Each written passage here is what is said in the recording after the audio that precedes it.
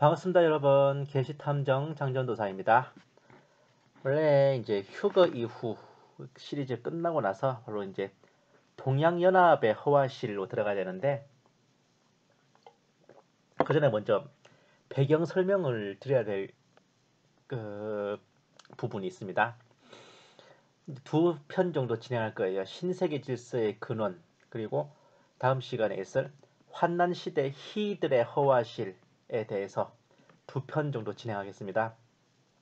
첫 번째, 오늘 이제 여러분에게 설명드릴 이 신세계 질서의 근원은 바로 우리가 알고 있는 시온의 직훈서, 세계혁명계획, 이런 정말 신세계 질서 계획들이 유래를 거슬러 올라가면 어디에서부터 그게 근원이 되었나, 여기에 대한 기원을 따지는 거예요.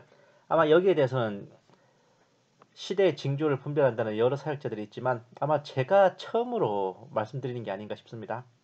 그리고 이 다음 편에 이어질 환난시대 희들의 허와실, 거기에서는 이제 뭐 메인 희, 글로벌 희, 로컬 희, 이렇게 이제 환란의 시대에 정말 패권을 잡을 적그리스도적 영웅 호글들에 대한 지도자들, 수괴들에 대한 그런 분석을 여러분들께 제공하겠습니다. 이 두 편에 대한 설명을 한 후에 이제 본격적으로 동양연합의 허와실 시리즈로 이제 계속해서 이어지겠습니다.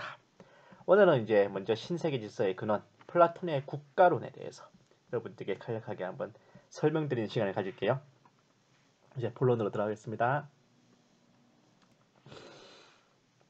우리가 이제 흔히 시대의 징조를 분별한다 그러면요, 되게 이제 프리메이슨, 일루미나티, 신세계 질서, 음모론을 파헤친다는 걸 의미해요. 사실이 그렇습니다. 그만큼 프리메이슨과 일루미나티, 신세계 질서, 음모가 지금 요 미쳐 돌아가는 세상을 만드는 중대한 기조입니다. 또한 저들이 말하는 신세계, 우리가 말하는 대환란을 만들고자 하는 기반입니다. 여기에 대해 제대로 알고 분별하는 것은 깨어있는 성도로서 정말 중요한 일이에요. 하지만 이제 아쉬운 게 뭐냐면은, 이 시대의 징조를 분별한다는 많은 분들이 이제 프리메이슨의 아젠다에 대해 피상적인 각계 사건들을 나열하는 데 치중하고 있을 뿐이에요. 보다 근본적인 개념과 사상 근원에 대해서는 자세히 파악하고 있지 못하다는 거거든요. 웬만큼 프리메이슨에 대해 잘 안다는 사람도요, 심지어 프리메이슨과 신세계 질서를 소재로 책을 써서 팔아먹는 사람들도 막상 이 신세계 질서의 개념과 프리메이슨의 근원과 역사에 대해 간략하게나마 설명해 보라 그러면 말문이 막히고 보는 게 현실입니다. 이 진짜 그래요. 그러니까 이게 무슨 말이냐면, 쟤네들이 저질렀다는 짓들에 대해서는 빠삭하게 알고 있는데 저것들이 뭐 하는 애들이고 어디에서 온 것들인지는 모른다. 좀 이런 희한한 각입니다. 이러니까 시대의 징조를 분별하는 마라나타 사역자를 향해 음모론 매니아라는 손깍지를 하는 것도 무리는 아닙니다. 마라나타 사역자, 음모론 매니아와 종이 한 끗발 차이입니다. 예.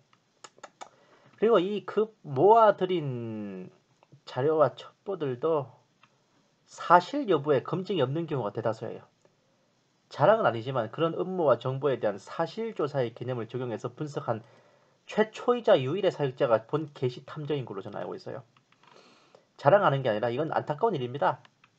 옛날 베레아 사람들 마냥 그것이 과연 그러한가 한 번만 더 생각해보면 되는데 그게 마음처럼 쉽지 않은가 봐요. 가령 이제 한때 화제가 된 이 식품 첨가물인 아스파탐을 통한 신세계 질서의 인구 축소 계획에 대해서도 어디 보자, 다이어트 콜라, 에너지 음료 등 음료와 음식에 함유된 아스파탐이 뇌 손상과 건강 악화를 일으켜 인류를 대폭 축소시키는 것에 사용된다. 이런 정보들을 만약에 받으셨다면 이후 우리에게는 두 가지 선택지가 있습니다. 뭐냐고요? 1번, 뭐? 아스파탐을 먹으면 그렇게 된다고? 이거 얼른 퍼날려야겠다. 많은 사람들에게 전달해서 뉴월드의 음모를 저지해야지. 2번, 뭐? 아스파탐을 먹으면 그렇게 된다고? 가만, 얼마나 먹어야 그렇게 된다는 거야? 아스파탐 1일 권장량이 얼마였지? 이렇게 두 가지가 있어요. 대부분의 우리 마라나타 성도들은 1번을 택합니다. 하지만 남들이 다 고개를 끄덕일 때 저 혼자 딴소리 삑삑하고 있는 본 게시 탐정의 경우에는 2번을 택해요. 너무나 당연하게 많은 사람들이 그렇게 생각하고 있는데 저 혼자 딴소리하고 있으면 아주 높은 확률로 다른 사람들이 잘 알지 못하는 것을 알고 있기 때문인데 이 경우에도 그렇습니다. 아스파탐은요 60kg 체중의 성인 남성 기준으로 1일 권고량, 즉 하루에 이 정도까지는 먹어도 괜찮다 하는 게 다이어트 콜라 15캔입니다. 리터로 따지면 5.3리터예요. 하루 3끼를 죄다 아스파탐이 들어간 콜라로 물배를 채워도 다 먹기 힘들어요. 그냥 생수도 그 정도 마시면 털날 거예요 아마. 물론 아스파탐의 부작용이나 해로운 점은 그 뉴월드의 계획 어쩌고 하는 동영상에 나오는 것이 가히 틀린 점은 아니지만 중요한 건 뭐예요? 그 정도 부작용이 나오려면 상상을 초월할 만큼 많이 처먹어야 된다니까. 아스파탐이 아니라 벌꿀도 그렇게 먹으면 탈나요. 예? 그러니까 아스파탐이 뭐냐면은 설탕의 200배 단맛을 내는 인공 감미료입니다. 설탕이 아니기 때문에 당뇨병 환자들도 먹을 수 있어요. 다이어트에 설탕이 쥐약인 거 아시잖아. 다이어트를 해야 되지만 이 단맛 나는 탄산음료도 먹고 싶어. 그런 사람에게 이 아스파탐을 넣은 저칼로리 음료와 다이어트 콜라는 그야말로 하나님의 은총이라니까. 설탕의 200배의 단맛이라 함유량도 같은 용량당 비율이 설탕보다 낮아요. 설탕보다 더 적게 들어가도 더 달다니까. 이런 아스파탐이 든 음료를 마시고 다른 걸 더 안 먹는다면 확실히 다이어트에 도움돼요. 많이들 애용하셔도 됩니다. 예? 비슷한 예로 비행기를 이용해서 살포한다는 독구름 일명 캠트레일도 매우 유명하게 떠도는 첩보였지만 여기에 대해서도 본 탐정의 고개를 갸우뚱하게 만드는 것은 한 가지 의문이었습니다. 한두 해도 아니고 그렇게 여러 해 동안 독구름, 병균구름, 바이러스구름 뿌려졌겠으면은 그 캠트레일 발견했다는 동네에 무슨 괴질이 돌거나 돌림병이 창궐하거나 혹은 사람들이 떼거지로 병원에 실려가거나 해야 되는 거 아니에요? 안 그래요? 네? 이런 식으로 하나하나 본 탐정에 의해 파헤쳐지고 파쇄된 음모론 첩보들이 2015년부터 올해까지 4년여에 걸쳐 한타스가 넘습니다만 그럼 대체 일루미나티나 프리메이슨의 음모가 없다는 거냐, 다 거짓말이라는 거냐, 이런 질문이 나올 수 있어요. 그래서 본 탐정이 서두에 말씀드린 거죠. 알려면 제대로 알아보라는 겁니다. 프리메이슨과 일루미나티가 대체 어디서 굴러쳐먹다 나온 것들인지, 그들이 추구하는 신세계 질서라는 것이 정확하게 뭘 의미하며 그들이 최종적으로 이루고자 하는 단일 세계 정부의 모습은 어떠한가, 거기에 대해 큰 그림을 그려놓은 후에 세부적인 각계 사건들에 대해 알아보셔야 된다니까요. 나무만 보고 숲을 못 보는 상태로는 분별 제대로 안 됩니다. 홍수 이후 가나안으로부터 이어지는 프리메이슨의 사략을 처음으로 정리하여 작성한 사람이 본 게시 탐정입니다. 여러 문헌들을 통해서 프리메이슨 사상의 근원과 신세계 질서의 개념에 대해 확인하고 보기 편하게 정리해 놓기도 했어요. 부르기 좋고 듣기도 좋은 신세계 질서, 뉴 월드 오더의 개념은 프리메이슨의 최종 목표이자 이념, 1인 절대 군주가 지배하는 단일 세계정부 창건을 위한 재반 조치들을 의미합니다. 엘리트들이 다스리기 쉽도록 지구 인구를 현 74억에서 10억 선으로 축소시키는 게 요점이에요. 현재까지도 진행되는 프리메이슨의 모든 계획과 음모는 이 목표를 위해 행해지는 강론입니다. 혁명으로 기존 합법 정부를 무너뜨리고 1인 절대군주를 세워 다스리가는 것이 신세계 질서를 수립하는 기초인데, 프리메이슨들은 자신들의 세력 기반이 될 유럽을 대상으로 두 번의 신세계 질서 실험을 했어요. 첫째는 나폴레옹 보나파르트, 둘째는 아돌프 히틀러입니다. 물론 나폴레옹과 히틀러는 적그리스도의 예표, 신세계 질서의 실험 대상 정도로 만족하지 않았어요. 권력을 잡자마자 프리메이슨을 탄압하는 정치를 펼쳐 결국 파멸을 맞게 됐죠. 특히 히틀러의 경우에는 집권하자마자 자기를 밀어준 툴레 협회 등 오컬트 비밀 결사들을 모조리 배신하여 한 큐에 싹쓸이 처단했습니다. 독일 전역에서 프리메이슨에 대한 대대적인 탄압령을 내렸어요. 그랜드 마스터를 처형하고 프리메이슨 요원들을 잡아들여 학살한 게 프리메이슨에서 공식적으로 인정하는 것만 8만 명이 넘었습니다. 히틀러에 의해 원래 이제 공식적인 통계보다 두세 배 넘는 거 알죠? 히틀러에 의해 죽고 다치고 수용소 숙박을 한 프리메이슨 요원이 10만, 20만은 좋게 넘는다니까? 통수 한번 오징어였습니다. 히틀러를 프리메이슨이 조종했네 어쩌냐는 주장들은 이런 내막에 대해 전혀 모르고 하는 소리가 되겠수다래.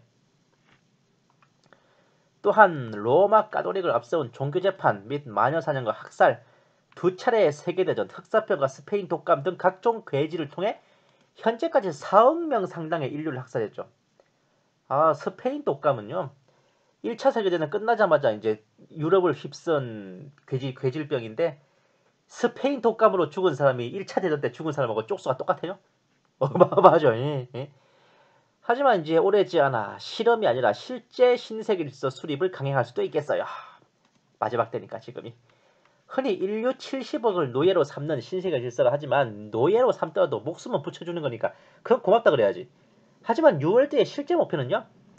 70억 정확히 말하면 74, 5억 인류 중에 지구의 자원을 축내는 쓸모없는 60억 명 상당을 싹 살처분해버리고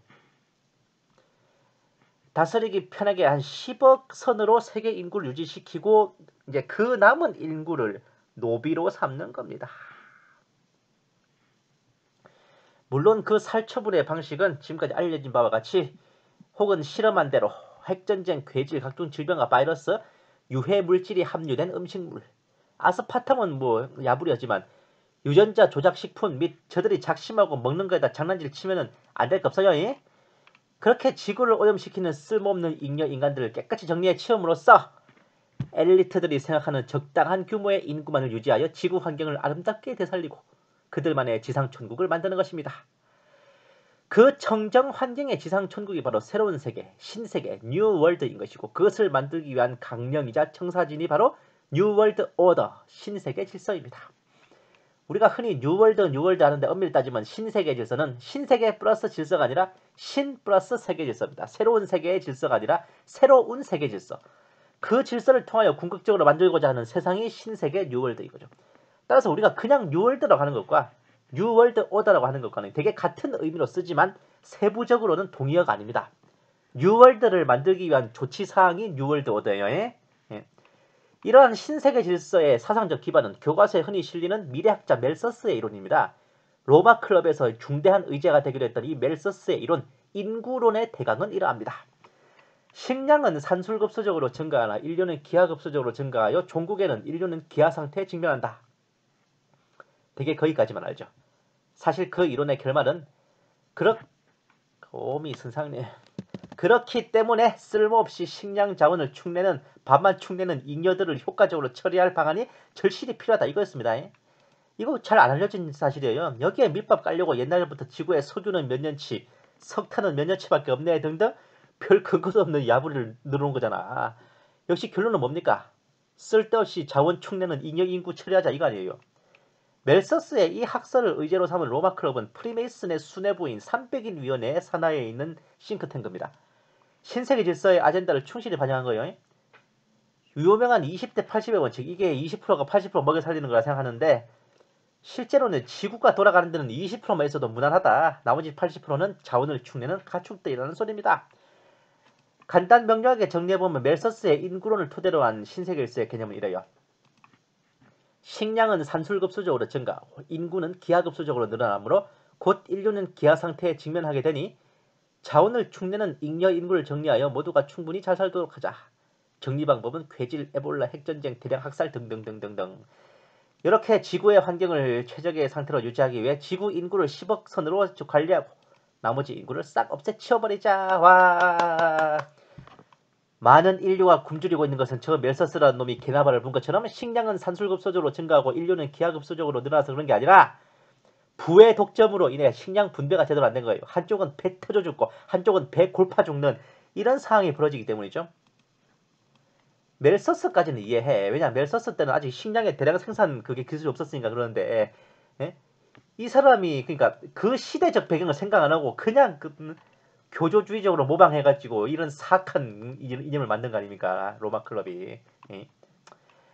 최종적으로 수립된 신세계 질서, 단일 세계 정부라는 이름의 공산주의 국가의 예상도는 정확하게 말하면 한 90년 정도 전에 이제 SF 작가이자 미래학자 겸 300인 위원회 위원 허버트 조지 웰즈가 정리했어요. 제가 주구장창 말씀드리는 게 이겁니다.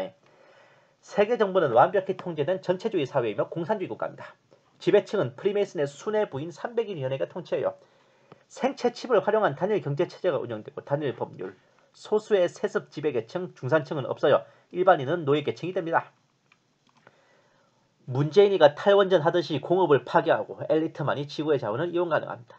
연출된 전쟁과 괴질, 기근, 학살로 인구 60억을 제거하고 10억 명 선으로 지구 인구를 유지해요. 종교가 통합되고 모든 기독교회가 파괴되고 악마주의, 사탄 숭배, 마법이 학교의 정규 교과 과정이 됩니다. 호그와트 마법 학교를 소재로 한 해리포터가 왜 인기 끄는지 알겠죠? 기존의 가족 개념은 사라지고 자녀들은 부모들로부터 떼어져 국가의 자산으로 양육됩니다. 사유재산, 구화폐, 개인 차량, 무기 소지는 일체 금지. 미국의 개인 총기 몰수 추진이 왜 일어난지 알겠죠? 마약 사용이 의무화돼서 개인에게 배급되는 마약의 양을 정부가 통제합니다. 이게 왜 그러냐면은 국민들을 뽕쟁이로 만들어 놓으면 굉장히 통제하기 쉬워져. 마약 공급만 끊으면 금단 현상 때문에 알아서 고통받거든요. 말을 잘 들을 거 아니야. 다음에 음식물과 식수에 항상 세뇌약이 섞이며 마인드 컨트롤과 집단 최면이 일상화됨. 그 조지 오웰의 1984년에 나오는 2분간 증오였죠. 걸다시다 하면서 막 미쳐 날뛰잖아. 개인 인권의 개념이 사라지며 주민들은 가축이나 노예와 같은 대우를 받습니다. 반체제 인사들을 감금할 강제노동수용소가 운영돼요. 숙청된 자들의 자녀들은 부모들로부터 떨어져 남녀가 함께 비인간화 훈련을 받아 강제노동수용소에 간수가 됩니다. 보기만 해도 등골이 오싹한데 저는 등골이 오싹한 데서 멈추지 않고 좀 더 생각해봤어요. 세상 천지에 핑계 없는 무덤 없고 불을 떼지도 않은 굴뚝에 연기 나는 법 없어요. 아무리 처녀가 애를 베도 할 말이 있다지만 예수님 말고는 말 안 됩니다. 허버트 조지 웰즈는 저런 세계 정부의 청사진을 어떻게 그려낼 수 있었을까? 이곳이 생각해본 사람 있어요? 아무도 여기에 대해서는 말씀 안 하시더라고.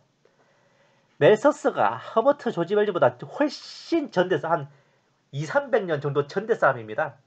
결국 멜서스의 이론을 정리했다고 할 수 있는데 멜서스의 인구론만 가지고 이런 개념을 이런 디테일한 개념을 만들 수는 없어요.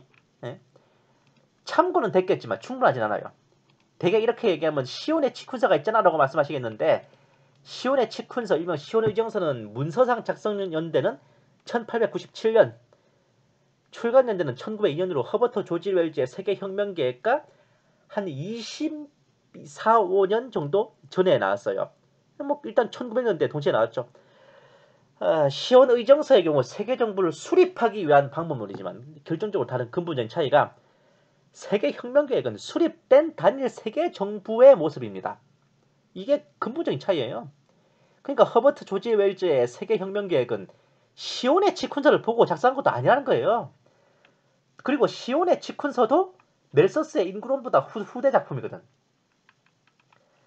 진짜 성경 말씀처럼 하늘 아래 새거 개뿔도 없어요. 허버트 조지 웰즈가 물경 한 100년 전 사람이고 그때 세계혁명계획을 집필했는데 허버트 조지 웰즈가 태어나기 2200년 전에 신세계 질서 단일 세계정부의 개념이 이미 있었다면 믿겠습니까? 오늘날 이 일루미나티의 신세계 질서 계획의 근원이 된 개념을 만들어낸 원흉이 누구냐? 바로 BC 427년에 태어나서 347년 어간에 뒤졌던 고대 그리스의 철학자 플라톤입니다. 서양사를 통틀어 가장 영향력 있는 철학자 중에 하나예요. 최초의 진정한 철학자이자 세계 4대 성인에 오른 소크라테스의 제자입니다. 알렉산드로스 대제를 가르친 아리스토텔레스의 스승이기도 해요. 이 플라톤은 단순히 웅변학원 이름이 아니라 오늘날 서양 철학의 기초를 닦은 어마어마한 거목이거든요. 이 플라톤에 의해서 신세계 질서, 단일 세계정부의 개념이 등장하게 된 겁니다. 플라톤은 대화록이라는 이름의 많은 저서를 냈어요. 그가 자신의 사상과 견해에 대해 사람들과 댓글 배틀을 하고 키보드 워리어를 하며 옥신각신한 것들을 기록해서 남긴 겁니다. 소크라테스 행적에 대해서도 제자인 플라톤이 기록한 대화록을 통해서 알려진 거예요. 각각의 대화 주제에 따라 국가편, 정치편 등으로 나눠져 있는 굉장히 방대한 저작이자 아주 많은 대화가 담긴 책입니다. 이 중에 플라톤은 국가론에서 자기가 생각하는 이상국가의 모습을 제시했는데 그걸 한번 보시겠어요? 신부는 통치자, 수호자, 생산자로 구분된다. 전략 시뮬레이션 게임 스타크래프트의 세종족 중 하나인 프로토스가 신세계 질서의 일루미나티를 기초해서 만들었다고 저는 추리를 했는데 이게 제 뇌피셜이 아니었네.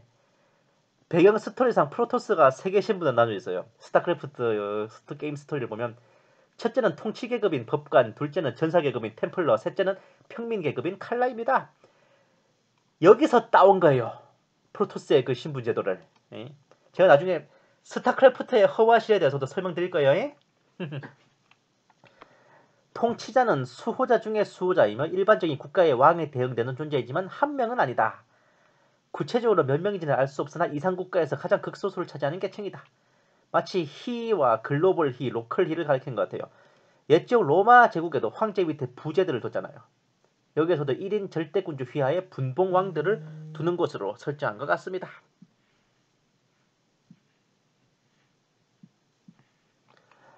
수호자는 귀족 전사계급에 해당하며 소수의 전문적인 군인들이 군대를 고생해야 한다. 일반인들의 무기 소지 금지를 전제조건으로 하는 단일 세계정부 체제가 연상됩니다. 수호자 계층이 프리메이슨 등 엘리트에 해당해요. 자, 생산자는 뭐 일반적인 평민계급. 자, 5번 이거 미친 소리 하나 나옵니다. 국민들은 인구가 너무 늘어나지도 줄어들지도 않도록 국가에 의해 성생활을 통제받으며 제비뽑기를 통해 누가 누구와 성관계를 할지 결정된다. 다만 제비뽑기는 통치자가 교묘하게 조작하여 실제로는 우수한 남성과 우수한 여성이, 열등한 남성과 열등한 여성이 교접을 하도록 유도된다. 제가 이 대목을 보면서 확실히 일루미나티들은 요 플라톤의 국가론 보고 이 뉴월드 오더의 개념을 잡았다. 확신이 들었어. 기존의 가족관계를 파괴하고 우수인자들과 열성인자를 분리하는 우생학. 아니 성관계를 국가에서 조작하고 통제하는 이 악랄한 비인도적 통치가 가히 뉴월드틱 하지 않겠어요? 6번 이건 더 미친 소리 나옵니다. 성관계의 횟수도 우수 집단이 되도록 많이, 열등 집단이 되도록 적게 하도록 유도되며 열등 집단의 아이나 장애아는 유기되어서 죽도록 방치된다. 물론 유기되어 방치된 아이의 모친에게는 정상적으로 타가소에 맡겨진 것이라고 속인다. 이렇게 함으로써 우생학적 계량을 통해 국가를 더 좋게 만들 수 있다. 미친 거 아니야? 이 얼마나 끔찍하고 무시무시한 생각이니? 라는 말이 절로 튀어나오게 만듭니다. 이따위 생각이 이런 별 미친 개소리가 진짜 소크라테스의 제자이고 아리스토텔레스의 스승이라는 위대한 그리스 철학자의 머가리에서 나왔다는 게 안 믿길 정도라니까요? 이 미친가요 정말? 자, 여기에서 유추할 수 있는 거. 부모 슬하에 자녀가 있는 그런 가족관계는 더 이상 없어요. 국가 통제에 따라 남녀가 짝을 맞추어 잠자리를 해서 출산하고 그 낳은 아이는 모조리 국가의 자산으로 길러지는 그런 디스토피아적인 모습입니다. 자, 여기잖아요. 기존의 가족 개념은 사라지고 자녀들은 부모들로부터 떼어져 국가의 자산으로 양육된다. 자, 살아남은 아이들은 타가소에서 공동 양육, 기본적으로 수호자 양성을 전제로 한 교육을 받는 시와 노래로 체육으로 단련되며 블라블라블라블라블라. 이 세계혁명 계획에서 나온 그 단일 세계정부 치하에서 학교의 모습을 떠올리게 만들죠. 양성의 마지막 과정에는 일부러 쾌락에 노출시키는 시험을 치르며 적성 안 맞는 놈들은 생산자로 돌리고 엄선된 자들은 수호자로 탄생. 그 중에서 더 엘리트들은 수호자를 거쳐 통치자가 된다. 열등 집단은 아예 멸종시켜요. 우수 집단에서만 출산을 시켜요. 그 중에 엄선된 자들을 엘리트로, 저열한 자들은 평민으로 이렇게 나누거든요. 철저한 능력제 사회로 구조상 누가 누구의 자녀인지 구분할 수 없기에 혈통적 신분 세상은 불가능하다. 차락이다 이 씨뱅아. 통치자와 수호자는 사유재산이 없는 있을 필요가 없지. 나라가 다 지 건데 뭐. 철저하게 사욕을 배제시켜야 하는 국가의 봉사자가 될 것을 요구받으며 이들의 삶은 현대인의 기준에서 보자면 굉장히 금욕적이고 재미없는 삶이다. 칠할뼈 퍽이나 그러겠다. 근데 시온의 치쿤서에서는 1인 절대군주에 대해서는 이런 룰을 좀 적용시켜요. 굉장히 금욕적이고 뭔가 철저하게 사욕을 배제해야 된다면 인간이 아니라는 소리지. 그 일대 1인 절대군주가 사람이 아니라는 소리지. 자, 11번 여성도 남성과 똑같은 대우를 받으며 국가의 절반이나 차지하는 여성을 집안에 묵혀두는 것은 인력 낭비이다. 이게 좋은 말이 아니에요. 아내와 어머니를 없애고 가정을 없애고 여성들도 오직 국가의 노동력 자산으로밖에 취급하지 않겠다는 겁니다. 그 말을 참으로 듣기 좋게 하는 거예요. 국가의 노동력 자산만이 아니라 애 낳는 기계도 되겠네. 이러한 국가를 다스리는 통치자는 왕이기 이전에 먼저 철학자여야 한다. 여기서 나온 것이 뭡니까? 유명한 철인군주론, 철학자 왕이라는 개념입니다. 플라톤이 말하는 철인군주란 우리 입장에서는 적그리스도겠죠. 가만히 생각해보면 플라톤의 대화록 중에 티마이오스와 크리티아스에서 나온 게 그 유명한 아틀란티스 대륙입니다. 이 플라톤이 신세계 질서에 끼친 영향은 어마어마해요 정말. 우리가 그저 그렇게 역사를 공부하다 스쳐 지나가는 철학자 중에 한 놈으로만 봤던 플라톤이 그의 저서인 국가론에서 제시한 이상국가의 모습이 바로 오늘날까지 우리를 위협하고 하나님이 창조하신 지구를 집어삼켜 자신들의 신세계 질서를 만들고자 하는 일루미나티들의 사상적 근원이 되었던 것입니다. 현재까지 성도들을 위협하고 있는 신세계 질서의 아젠다가 제대로 각을 맞춰 등장한 게 100년도 넘었는데 이것이 처음으로 탄생한 것은 2300년이 넘었어. 2300년 전에 최초로 등장한 개념이 그렇게 안 변한 채로 전해져 왔다는 건 참으로 하늘 아래 새 것이 없다는 소리예요. 물론 그것이 지들 뜻대로 될지는 두고 봐야 될 노릇이지만 근대 군사학의 아버지 카를 폰 클라우제비치가 한 유명한 명언이 있습니다. 가장 완벽한 작전 계획도 적과의 최초 접촉 후에는 휴지 조각 돼버린다. 아무리 계획 완벽하게 짜봤자 붙어봐야 아는 거예요. 그거는. 그리고 우리 마이크 타이슨 선생이 이런 말 한 거잖아. 누구나 그럴듯한 계획은 있다고요. 한 대 쳐맞기 전까지는. 다음 시간 환란시대 희들의 허와실로 다시 이어지겠습니다. 감사합니다. 게시탐정 장전도사였습니다.